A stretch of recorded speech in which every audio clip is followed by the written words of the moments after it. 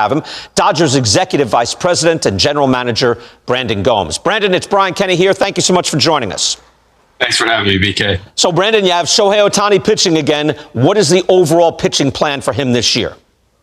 Yeah, the beauty of Shohei is obviously any inning we get is essentially a free inning since he doesn't count towards the pitcher's limit. So as he was going through his process, the ramping up at 1 o'clock and then getting ready to hit come 7 o'clock was essentially like playing a doubleheader for him. So, as we got closer to him getting stretched out through conversations like this is too taxing on his body, and we felt like going ahead and finishing his basically rehab progression while in the major leagues was the best combination for him and for us to get going. So yeah, he's gone out there a couple of times, been really impressive, and we'll keep going from there. Now, see, I watched that, Brandon, and I love the opener, the idea of using an opener. He's obviously a pricey opener, but you've kind of landed on, like, he gets you a scoreless inning. What about having him open, or then you have the flexibility to keep him going, but basically protecting the outlandish offense that he gives you? What's the thought on that?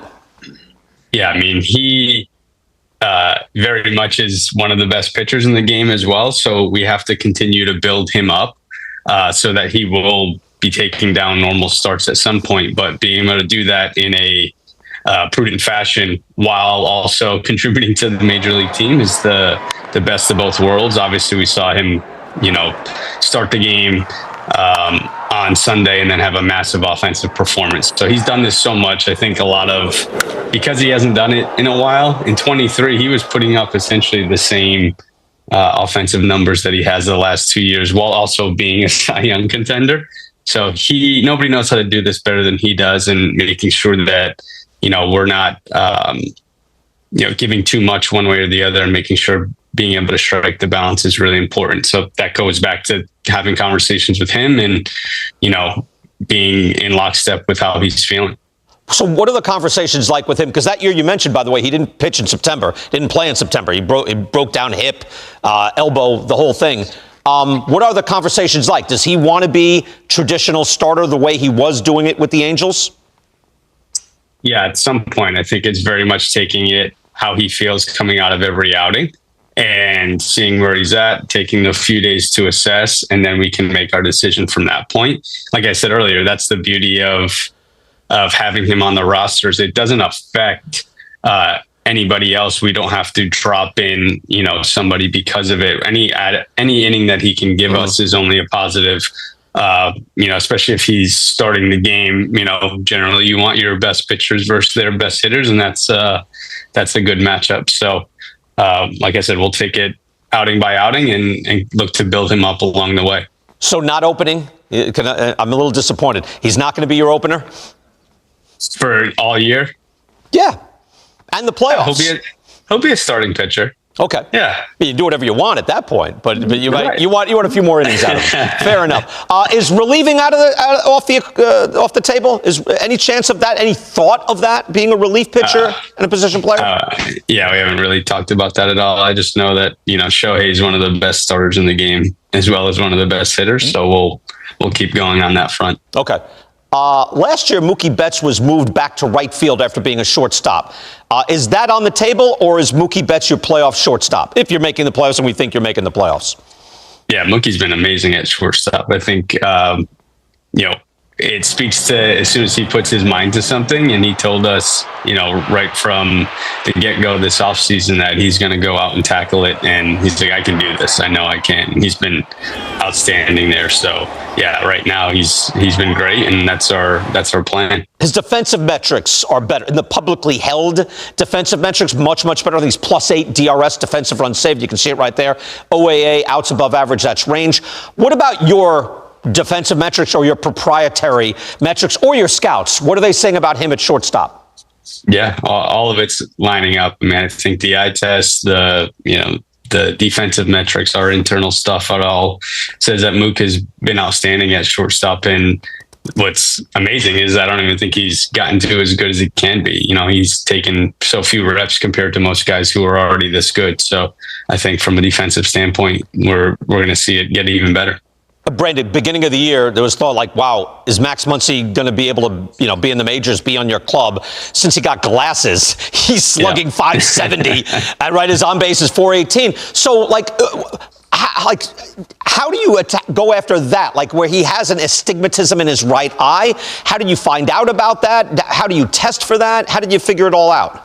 Yeah, I mean, a lot of that was driven by Max and him saying, like, I feel like there's something a little bit off. I've kind of always had this, and it's gotten a tick worse. So, he went and explored it, obviously through the help of our group, but that was driven by Max. And he took a few, I think it was probably like 5 to 7 days to kind of test it out in the cage and in pregame. And I know we had conversations. He's like, it just feels a lot clearer. So as he obviously, that line of delineation has been pretty impressive. And I think, we've talked about it a lot with Doc in our group. When you see Max go backside line drive, backside home run, especially on heaters, top of the zone, you're like, that's when he's really dialed. And we hadn't seen that for a while. And it's, becoming a much more common occurrence right now. He's been carrying us offensively, really. Yeah, no, it is back to his former glory, and he was a tremendous all-around player. An even more serious eye injury. The guy you have starting for you today in your Double-A team, we're going to see that right here on MLB Network. Patrick Copen took a line drive to his eye last year, lost vision in that eye. He's out there now with a sub-3 ERA. He's got 97 strikeouts in 63 innings. Tell me about this kid and your thoughts for his future. Yeah, just an amazing story of resilience and, an incredible support system from his mom and dad and his girlfriend, Macy, and then our player development group.